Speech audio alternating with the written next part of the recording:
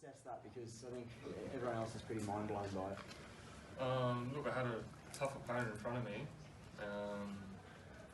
and I got him with the right shot. Again, I worked a lot on power this camp.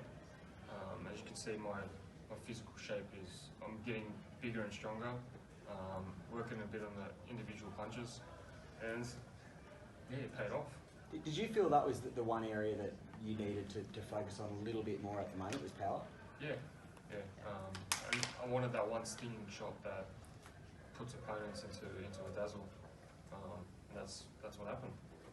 And is it fair to say that you would agree that from now on going forward, you need, and I take nothing away from Bowyn Morgan, but you need elite level opponents from now on? I need, well, top five in the world.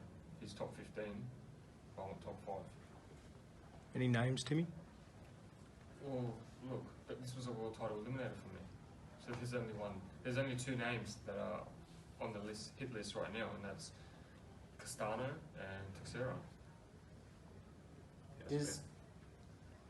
How special would it be for you if you're able to get that fight against whichever guy it may be here, at least somewhere in Sydney? That's more for my fans, for them to experience.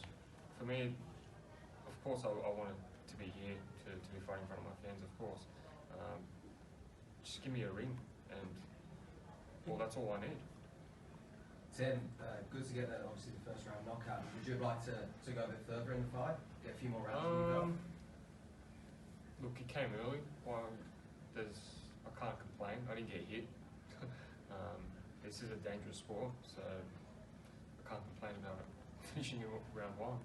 Michael Zerafa's here. He thinks he's a really good chance of getting it next. Is he? Look, I want the top 5 in the world. My manager's got a plan for me. At the end of the day, he just lost to Jeff Horn, and he's fighting Mundine. So I think he's in his own little bubble. When do you want this fight, Tim? Like, do you have a time frame when you want to get these fights done? The world title? Yeah, or you know, the next big opponent overseas. Next. That's it. I honestly thought I'm done with Australia. You know, I want the Mexicans, the Americans, the top level boys. How do you, Tim, how do you assess what you've done? Because like, you have literally cleaned out your backyard. Everyone that was there that you could have fought, you have, and you've hurt them badly. And in some cases, embarrassed them. How do you assess where you're at now? Getting more and more mature. Again, I just turned 26. I haven't even reached my peak. I've got another 3 years until I reach my peak. That's why I want to have the best experience, have the best fighters to be fighting right now. Do you think they'll come here, Tim? I think if we're doing shows like this, why wouldn't they? You know, you can fight in front of no one in America, or you can fight here in front of a big crowd. But is it non-negotiable for you, or if he says you can have the shot at the belt, you got to come here? Oh, 100%. I'm flying straight there. Tim, I feel like you've grown into yourself over since the Jeff Horn fight. Like, that was part of it, but I feel like you're here now and everybody knows it. Is that how you feel? I don't really pay attention to that, in all honesty. I'm a very goal-driven person. I set myself a goal, and the goal keeps climbing up, unfortunately.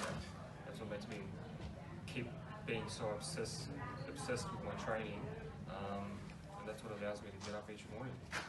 You were supposed to have a holiday. What's happening? I'll be away in Queensland for a bit, but I'm gonna be training. That's for sure.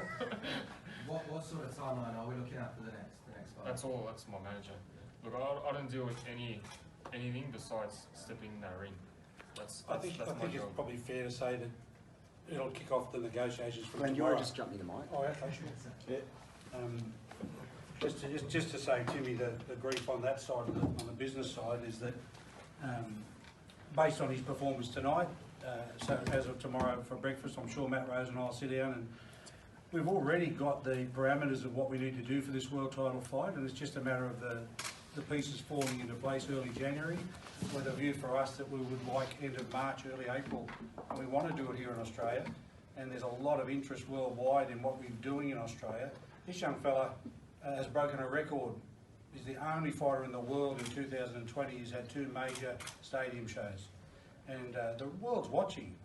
And as Cody said, that he's now into himself. Well, what you've seen is an evolution, and now the world knows that Tim Tszyu is ready for the world stage. So we're looking early, and we'll be negotiating and starting to get ready for that as of tomorrow. Posture. Yeah.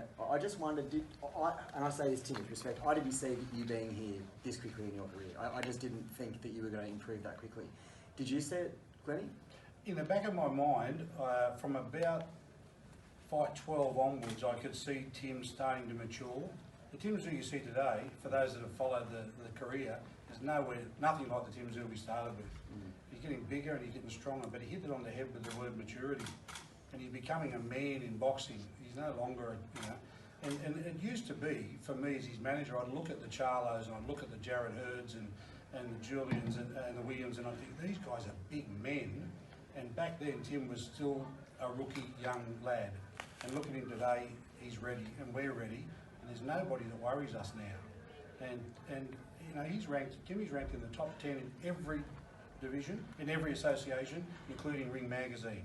That's when you know you've arrived. So it's exciting, it really is. And there's nobody else, he's the number one in Australia.